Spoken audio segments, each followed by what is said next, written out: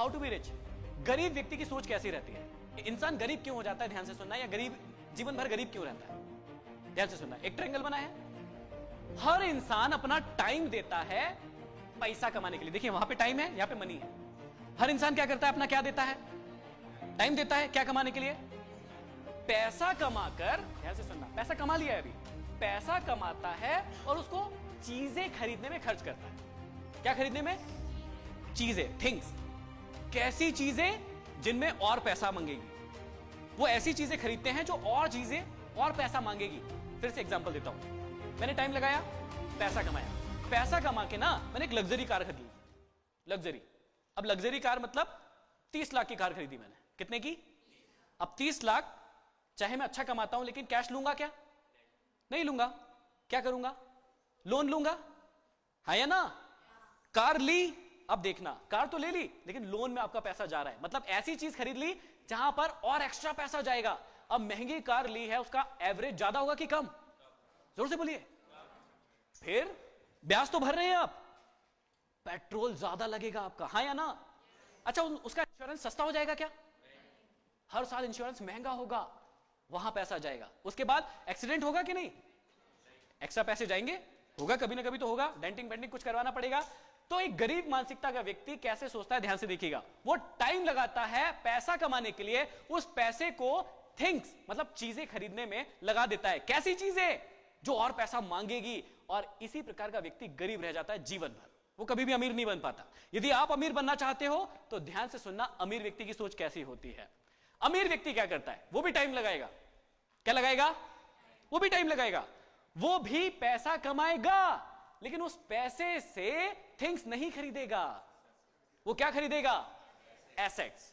वो भी कार खरीदेगा लेकिन कैसे, शुरुआत में वो काम करेगा, ध्यान से सुनना, वो कार खरीदेगा लेकिन वो कैसी कार खरीदेगा जिसको वो रेंट पे दे पाए। किस पे दे पाए, अब शुरू में लोग उसको पागल कहेंगे कि कितना पागल है, ऐसी कार खरीदी जो रेंट पे दे रहा है। लेकिन वो पागल नहीं है, वो समझदार है। वो शुरुआत में ऐसी चीजें खरीद रहा है जो उससे और पैसा लेगी नहीं बल्कि रिटर्न्स देगी। वो ऐसा घर खरीदेगा जिसमें खुद भी रह पाएगा और रेंट से भी दे पाएगा। जबकि मूर्ख लोग क्या करते हैं, असफल लोग क्या करते हैं, पुअर लोग क्या करते हैं, वो ऐसा घर खरीदते हैं जो बहुत बड़ा होता है, रेंट से नहीं दे पाते और खुद ही रहते हैं उसमें। शुरुआत की बात कर रहा हूं, ये एकदम इनिशियल, जब तुम्हारी एज की बात कर रहा हूं। तुम लोग जब धीरे धीरे सफल होंगे ना, ये फॉर्मूले याद रखना हमेशा। तो अमीर व्यक्ति क्या करता है, टाइम लगाता है, पैसे कमाता है, एसेट्स खरीदता है, एसेट से फिर रिटर्न्स आएंगे। एसेट से क्या आएंगे, जैसे अच्छा घर खरीदा जिसको रेंट से दिया, उससे पैसा आएगा, तो वो भी अपने शौक पूरे करेंगे, लेकिन एसेट से जो रिटर्न आ रहा है वहां से। ये होता है एक्चुअल में अमीर बनने का असली फॉर्मूला। बात समझ में आ रही है। दुनिया में 3 प्रकार के लोग ही अमीर बन सकते हैं। पहला, या तो आपके बाप दादा के पास बहुत संपत्ति हो, पुराना पैसा हो, आप उसको इन्वेस्ट कीजिए, आप बहुत अमीर होंगे। पहला तरीका, आप में से किसी के पास हो तो वो अमीर बन सकता है बहुत आसानी से। दूसरा, जो हमने एम वाला पार्ट सीखा था, उसमें एक बात बताई थी कि कोई जन्मजात ही टैलेंटेड होता है, जैसे सचिन तेंदुलकर, लता मंगेशकर जी है, तो यदि आप वैसे होते तो भी बहुत जल्दी अमीर हो जाते हैं। लेकिन यहां पे बैठे हो, इसका मतलब दोनों नहीं हो, ना तो आप जन्मजात बहुत अमीर हो, रईस खानदान से हो, दूसरा भी नहीं है कि आप में कुछ बचपन से ऐसा टैलेंट था कि आप तो सचिन तेंदुलकर या कोई बड़ा ऐसे बन गए हो, नहीं है। तीसरा और सबसे इंपॉर्टेंट चीज जहां से आप अमीर बन सकते हो, वो ध्यान से सुनिएगा। इस प्रोसेस को फॉलो कर लिया, अब देखिएगा जो सबसे इंपॉर्टेंट चीज है वो क्या है। अमीर बनने का सबसे बड़ा सीक्रेट, आप पैसे कमाओगे कभी ना कभी। यदि आप बहुत यंग हो तो थोड़े समय में आप पैसा कमाने लगोगे, कहीं ना कहीं से पैसा कमाने लगोगे। और मैंने एक तरीका बता दिया, यूट्यूब, फेसबुक, इंस्टाग्राम जो चलाते हो वहीं से कमाओ, शुरुआत वहीं से कर दो। बाकी जो सपना है वो तो पूरा करो ही, लेकिन अपने धंधे को ऑनलाइन ले आओ, अपने काम को, अपने टैलेंट को ऑनलाइन लेके आ जाओ, वहां से भी कमाओ। जब पैसा कमाओगे तो उसमें से एक हिस्से को सेव करना है। क्या करना है, सबसे बड़ा फॉर्मूला, पूरी दुनिया में कहीं भी चले जाना, हर व्यक्ति, हर बड़ा व्यक्ति, हर सफल व्यक्ति यही फॉर्मूला बताएगा, जो वो 2 प्रोसेस से नहीं आया होगा। ये भी समझ लेना, जो जन्मजात रिच है वो इसको नहीं फॉलो करेगा, जो जन्मजात टैलेंटेड है वो भी इसको फॉलो नहीं करेगा, क्योंकि उसके पास तो शुरुआत में ही बहुत पैसा आ जाएगा। विराट कोहली के पास कम उम्र में ही कम पैसा आया कि बहुत पैसा आया, बहुत पैसा था उसके पास, उसको ये फॉर्मूला अपनाने की जरूरत नहीं है। ये फॉर्मूला आप लोगों को अपनाने की जरूरत है। पैसा जब भी आप कमाएंगे तो उसका एक हिस्सा सेव करना है। कितना सेव करना है, ध्यान से सुनना। अपनी जो भी कमाई होगी उसका 10 to 20% हर महीने सेव करना है। सपोज कोई व्यक्ति यहां पे बहुत कम कमा रहा है, मतलब 10,000 रुपए महीना कमा रहा है। कितने रुपए? तो उसको लगता है कि यार मैं कम सेव कर सकता हूं, कोई दिक्कत नहीं है। तो आप क्या कीजिए, 10% मतलब 1,000 रुपए उसमें से हटा दीजिए। आप मन में यह सोच लीजिए कि मैं कितने कमाता हूं, सिर्फ अर्न सेव। जो व्यक्ति 50,000 रुपए महीना कमाता है तो वो 10 की जगह बढ़ा दे, उसको 20% कर दे, कि वो सोचे कि मैं सिर्फ 40,000 ही कमाता हूं, 10,000 नहीं कमाता हूं। अर्न सेव, सेविंग हो गई। सबसे इंपॉर्टेंट पार्ट तीसरा, इन्वेस्ट। इन्वेस्ट सही जगह पर। कौन कौन सी जगह हो सकती है? आजकल बहुत सारी जगह हैं जहां से आपको अच्छे रिटर्न्स मिलेंगे। अर्न, जितना भी अर्न करते हैं उसका 10 to 20% सेव। उस 10 to 20% को ऐसी जगह पर लगाना है जहां पर आपको, सबसे इंपॉर्टेंट बात बोलने वाला हूं, जहां पर आपको 15 to 20% रिटर्न मिलेंगे फ्यूचर में।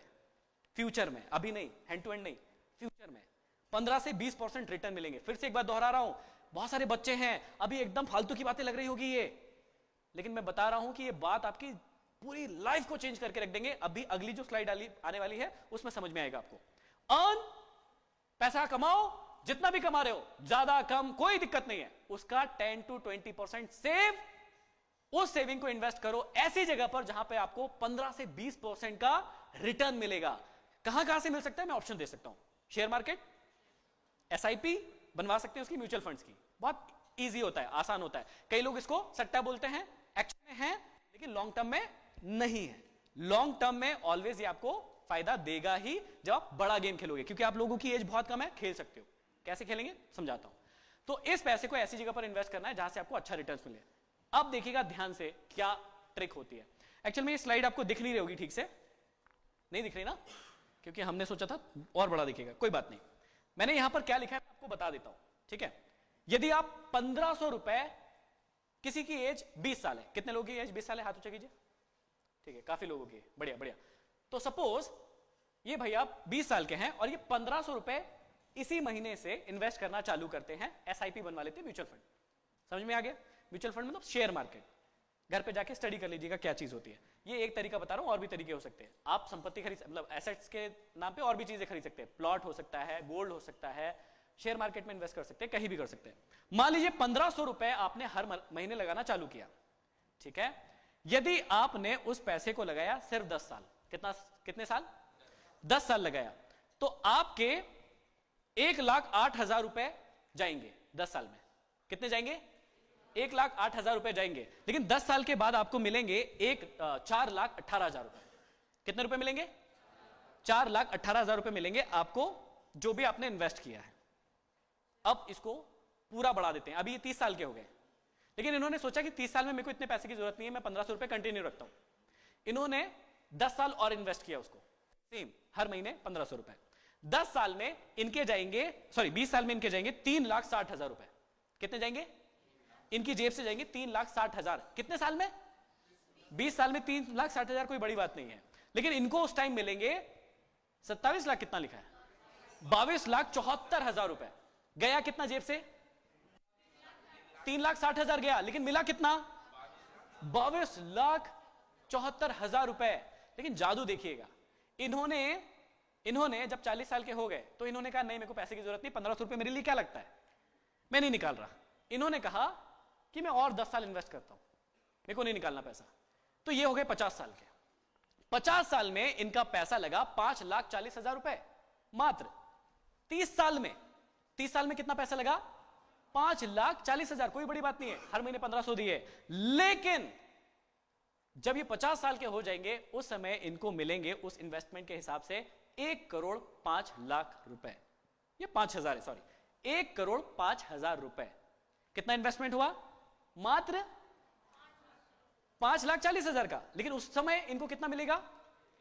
1,04,000, 4 से 5,000। और ये तब माना है जब आपको रिटर्न मिलेगा 15% का, क्योंकि इतनी लंबी है तो हो सकता है 18% भी मिल जाए, 20% भी मिल जाए, और वो आपके लिए बहुत प्रॉफिटेबल होगा।